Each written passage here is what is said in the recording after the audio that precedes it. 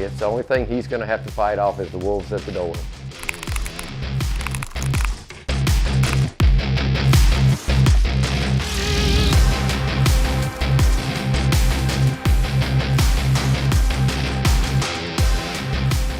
Yeah, I come from the music business, and there are some fantastic guitar players, like world-renowned guitar players. But then there's always like that 5 or 6 that are just leaps and bounds above the greatest guitar players. You know, like a Jimi Hendrix, who just does things that some of the best guitar players in the world can't figure out how in the world he's doing that. And I kind of equate that to what we're seeing here with Connor Zilisch.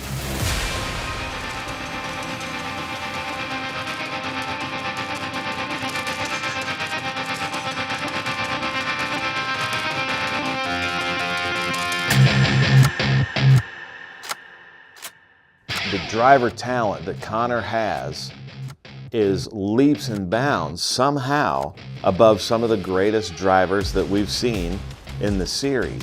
Every once in a while, I feel like, and we've seen this in racing for the last probably 60, 70 years, there's just that 1 or 2 drivers that really stand out above the other best drivers in the series. You could just tell that he was really hungry, and after he got his first win, look out, you know, and I've seen that in the past with other drivers. You know, the guys that have it, once they know they can win, they'll go on a tear and rip off a whole bunch. And you know what? That's what Connor Zilisch has done this year.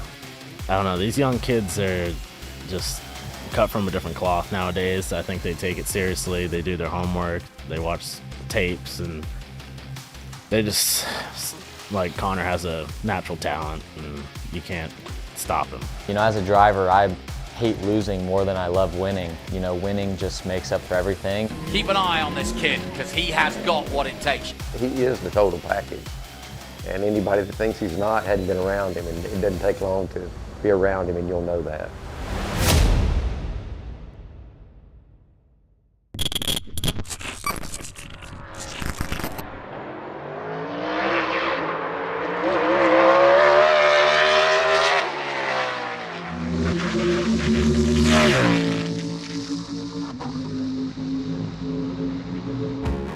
That's so fun. Oh yeah, and trust me, you're a second faster than the pole last year already. That's badass. It felt really good. Well, you get some more time in it. We get to work on it a little bit. You'll go faster. Knowing him and his driving style and how confident he is, for me personally, it wasn't as surprising to see him get in there and kind of just kill it instantly. 42.9 in the car. The pole was a 44.0 something. That's funny. We've been racing the last 12 to 18 months so much, you know, literally almost every weekend. To a certain extent, becoming a little bit, you know, routine, right? Everything he's done before, it's incremental steps. Yeah, we got to that test day and the smile, I hadn't seen him smile like that in a long time. He really, really enjoyed that, and it was new, and it was a new challenge, and it was fun. It's beyond funny, buddy. That's badass. We're gonna make it go fast now. That's what I'm talking about.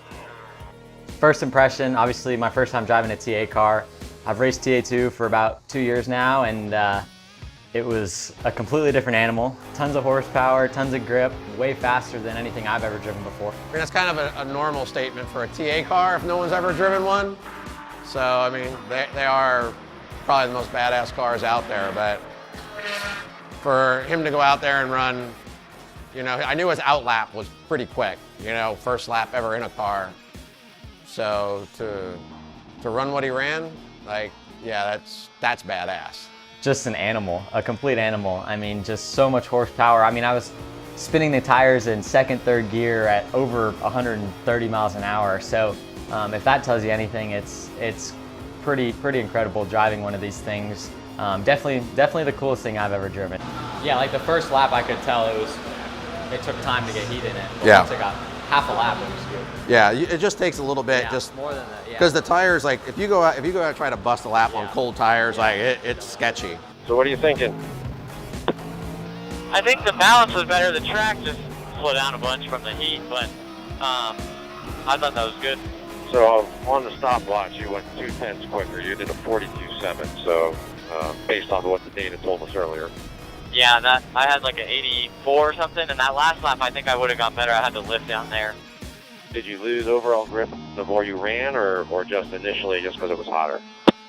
No, it wasn't like linear. It was pretty it was pretty steady all throughout the session. Just the heat made it a little bit worse, but balance still feels good. Now we just work on it to make it faster. Because there's more downforce in it, I can put more control in the front shock, which is what we've had to do on like Justin's car. Road to Glory is brought to you by Franklin Road Apparel.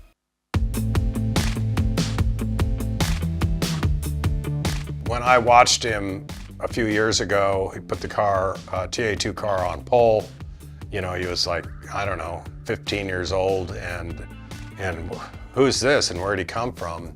The first time we came here, he was as fast or faster than our car, which sat on the pole at the race the year before, right out of the box. This opportunity to work with Connor has been, I tell you, it's been a revitalization for me, just because of the fact of he is so switched on for his age.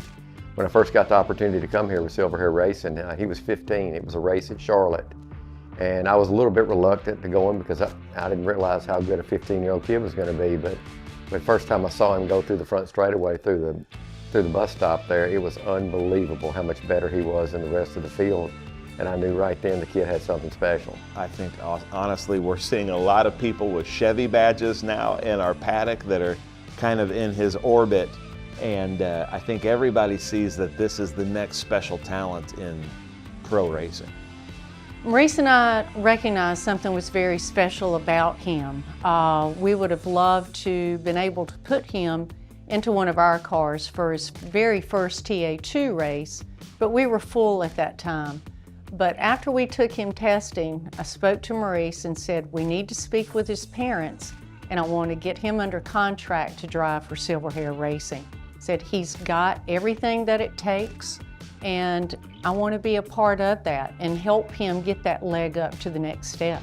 We've had talks with Chevrolet, and you know, Connor Zilisch was in that conversation, and we talked about possibly getting him in the car sometime this year. And we thank them very much for everything they do for us. And between Ken having the TA car, the opening for Connor to step into, again, something a little different to get more experience, it was a great collaboration. You know, I spoke with him when they got here, him and his dad, and mainly Connor, and just said, hey, look, we want to win the race. And in order to win the race, we've got to finish the race. He's youthful, but he has, you know, he's an old soul. I think that combination is what's so unique and makes him so powerful.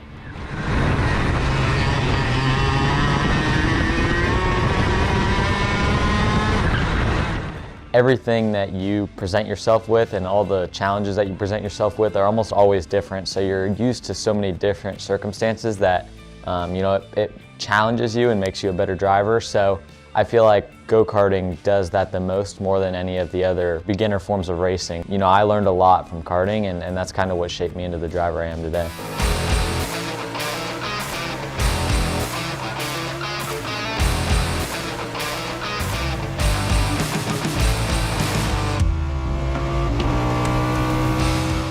Finding the limit of what I can do and staying under that limit is the biggest thing for me now, and I feel like I've done a pretty good job at that this year. Gary will bring you in just so we can check the splitter. Yeah. When he's in the car, he's so calm and cool, and nothing's fazing him.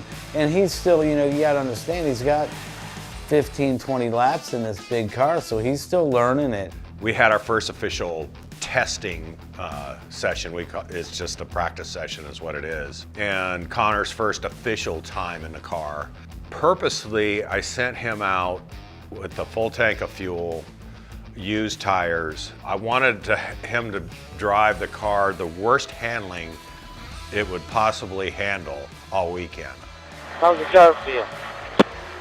John? Feels heavy, but just not a lot of overall grip, the tires and the fuel.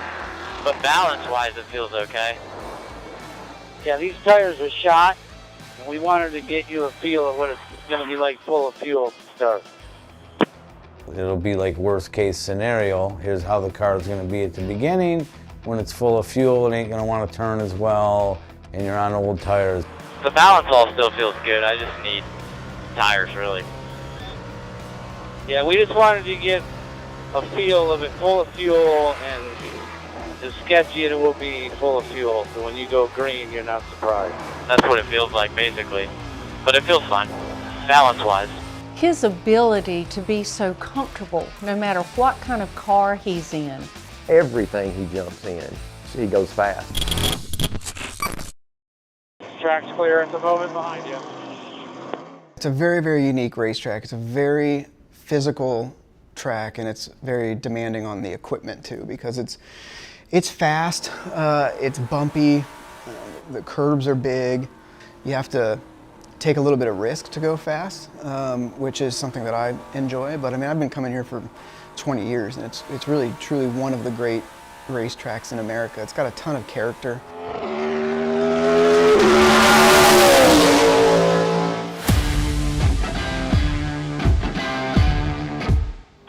When I'm loaded up and I turn into the corner and it's got any kind of speed, it just wants to, the rear end kind of wants to come around, and then it just doesn't really have much forward bite anywhere. It's still just chasing the rear end everywhere. Okay, bring it to us. We'll make some adjustments. It's more in the back, just not being compliant, correct?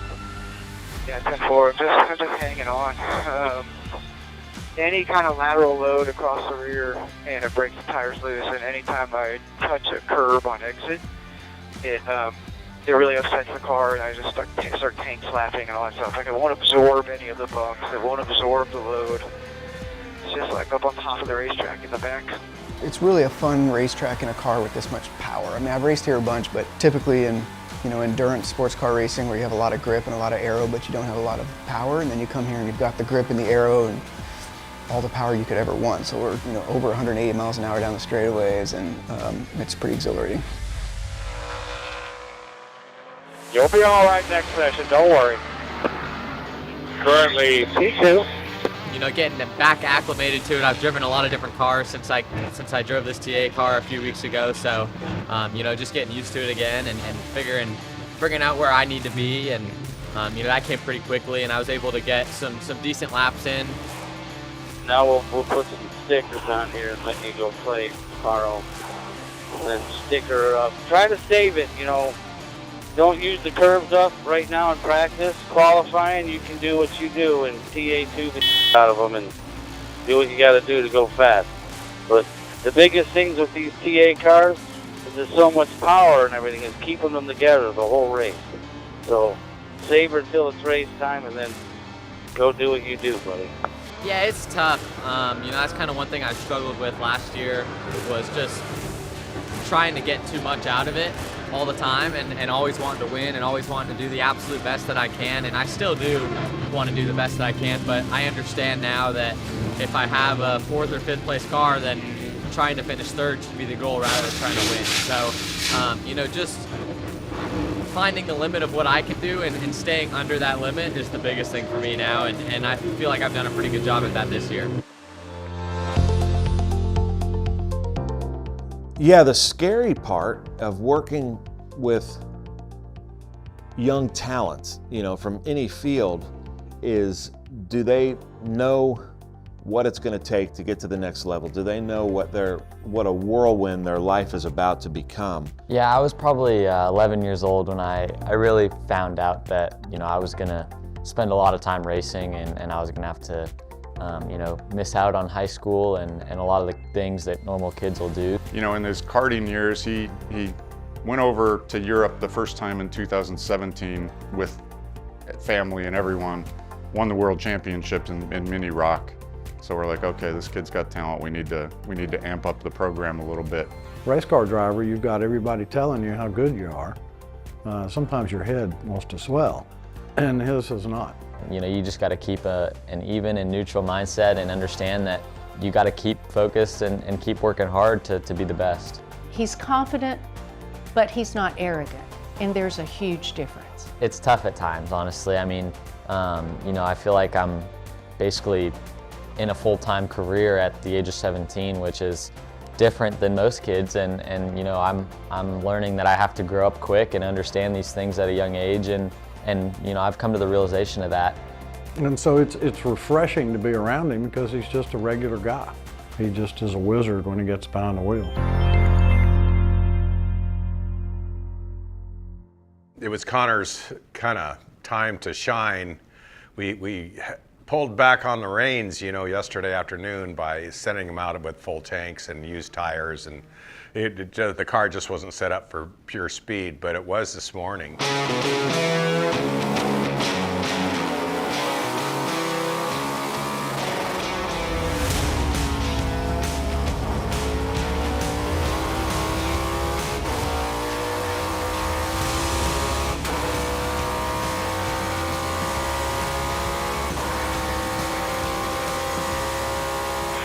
You just did a 41.4, buddy. Unbelievable. Bring her in here. Good job. I'm gonna see. I gotta fix my belt. Oh my gosh, it hurts. I had some back pain in the first session, so I put more back padding underneath my lower back, and then my substrap belt was getting like really caught up. My left was like in my stomach. Pain. That was pretty impressive there, buddy. That 41.4. That's huge. I think I need to tighten my belt on that one. I really had to do a double take. Like, is this for real? Road to Glory is brought to you by Franklin Road Apparel. Not everyone has the opportunity to do this. And I think that it's important to give back to others and be supportive where you can. We want to be a part of the industry, and this is a stepping stone for us, and we look to build Silver Hair Racing further beyond this.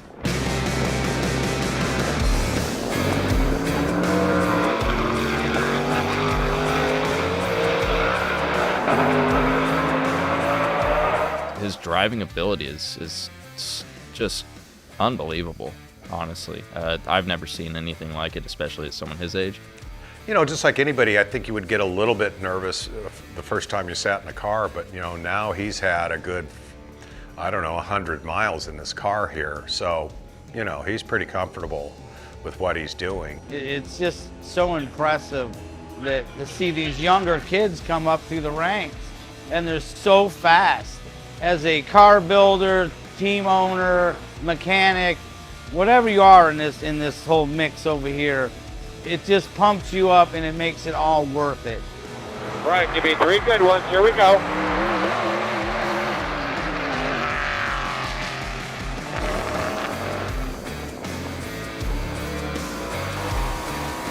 Currently P1 by 2.5. It ain't gonna go any faster. I'm gonna come in this time. Copy that. You got the field covered. P1. You got everyone covered by 2 seconds. Yeah, nobody's going to catch you. You're good. A good place to start the race, obviously. Showtime Motorsports, Ken Thwaites, and you know, my Silver Hair Racing team have given me this opportunity to come out here and just have fun, really, is the biggest thing, and just enjoy the weekend and let the results come with that. Last 6 to 9 months, he has just elevated his game and has been driving really, really well. I don't know what happened, but it almost seems like a little bit of a switch went off in his brain where he's just consistent, he's smart. Yeah, this kid's gonna be something when he grows up, so just to know that you gave him an opportunity to prove himself in something is cool to know. Yeah, I think some of the speeds in the TA car, because I'd never seen one or watched one that closely, that surprised me, but you know, the fact that he was able to get in there and drive the car like he did, I knew he would do well. You're always a little bit nervous, but it wasn't too much of a surprise. It's a long race, right? If something goes wrong early, then you still have a lot of time to kind of get back on 2 feet and get going again. So, you know, I was prepared for whatever was going to happen, but, you know, my goal was to, you know, come around the first 2 or 3 corners with the lead. You know, the pressure that's got to be on Connor, wearing that Chevy badge, knowing he's in a GM development deal, and then here is the team owner of one of the biggest GM Chevy teams in NASCAR, right behind him. The young 17-year-old from just down the road, and he accelerates away from his teammate Justin Marks on the 99. Good start from Zilisch.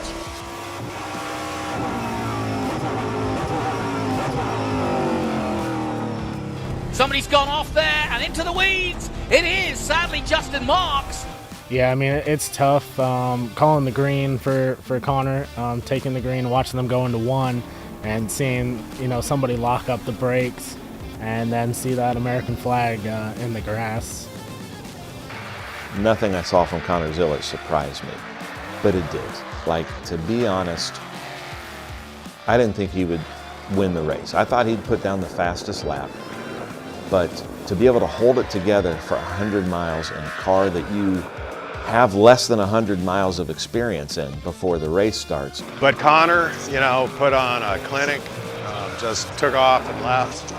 After I saw that he had everything covered, you know, I said, hey man, just give me 44s, just do what you're doing. And that's what he did. And we just started clicking them off and won by a mile. To jump in a car with 850 horsepower or so and just go out there and get it done, I'm sure it was eye-opening for a lot of people, and I'm sure a lot of kids his age, like Brent.